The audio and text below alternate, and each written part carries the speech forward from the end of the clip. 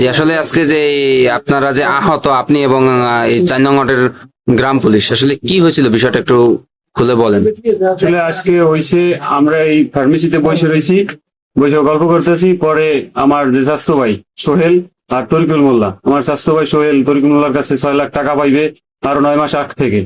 সে তারপর পাওয়ার পরে সে তার কাছে অনেকবার গেছে, তারা বুঝাইছে, তারপর এলাকার যে গণ্যমান্য গেছে সবার কাছে বলছে, কিন্তু কেউ সে মানে না।